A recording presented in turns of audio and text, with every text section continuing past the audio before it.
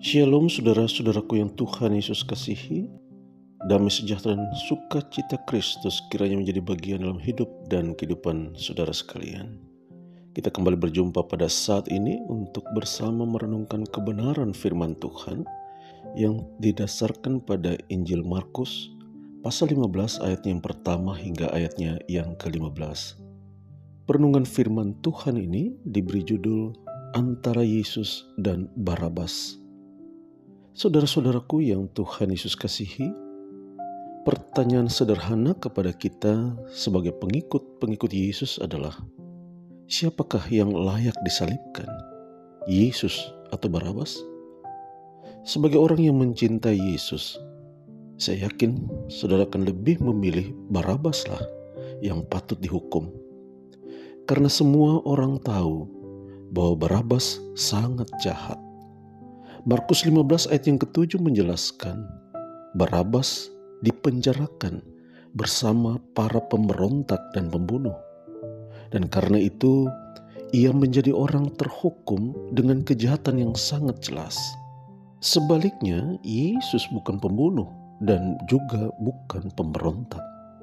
Yesus hanya dituduh oleh para imam kepala, dan tuduhan-tuduhan itu begitu banyak, sehingga itu menjadi dasar bagi mereka untuk menuntut Pilatus menjatuhkan hukuman penyaliban bagi Yesus. Sekali lagi, apakah hukuman salib itu karena kejahatan-kejahatan Yesus? Dengan tegas, Pilatus pun berkata dalam ayat ke-14, tetapi kejahatan apakah yang telah dilakukannya?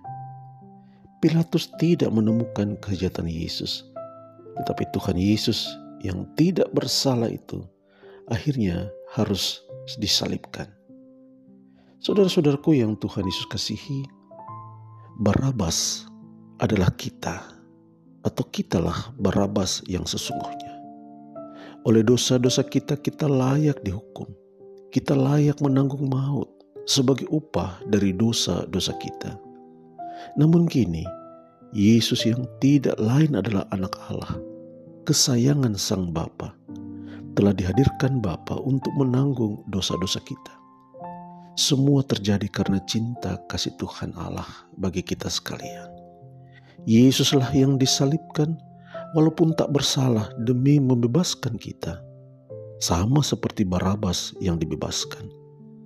Dalam proses pengadilan di hadapan Pilatus, Yesus tidak membela diri. Ia tidak mengeluh. Ia tidak membantah tuduhan-tuduhan para imam kepala.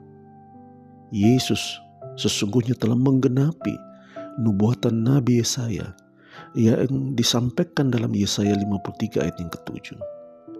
Dia dianiaya, tetapi dia membiarkan dirinya disakiti dan tidak membuka mulutnya, seperti anak domba yang dibawa ke pembantaian, seperti induk domba yang keluh di depan mereka yang menggunting bulunya, ia tidak membuka mulut. Saudaraku, sebagai anak Allah, Tuhan Yesus sesungguhnya punya kuasa untuk lari dari jalan penyaliban itu. Tetapi demi kita, ia diam. Ia alami semua penderitaan itu dengan sukarela. Tentu tidak mudah menghadapi semua penderitaan itu. Mungkin kita sedang terluka, reputasi dan gengsi yang hancur, ditinggalkan oleh orang-orang dekat kita.